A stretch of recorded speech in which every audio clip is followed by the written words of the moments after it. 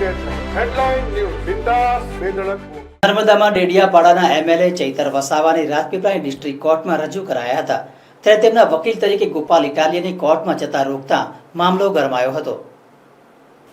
નર્મદાના ડેડિયાપાડાના એમએલએ ચૈતર વસાવાની લાફાકાંડ અંતર્ગત અટકાયત કરી ગતરોજ પૂછપરછ કરવામાં આવી હતી, જ્યારે આજે તેમને રાજપીપળા ડિસ્ટ્રિક્ટ કોર્ટમાં રજૂ કરવામાં આવ્યા હતા. ચૈતર વસાવાના વકીલ તરીકે ગોપાલ ઇટાલિયાને રજૂ કરાયા હતા, ત્યારે ગોપાલ ઇટાલિયાને કોર્ટમાં જતા અટકાવાયા હતા. પોલીસ સાથે રકઝક કર્યા બાદ અંતે ગોપાલ ઇટાલિયાને કોર્ટરૂમમાં પ્રવેશ આપવામાં આવ્યો હતો.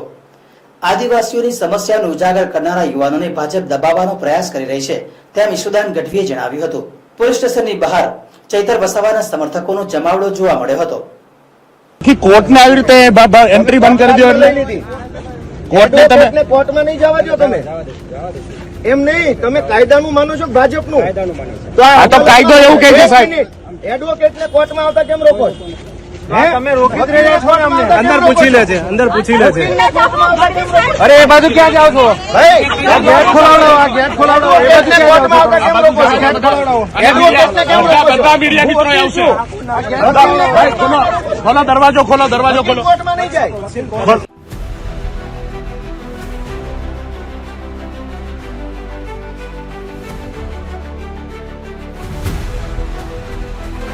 हर समस्या की हेडलाइन न्यूज बिंदास बेधड़क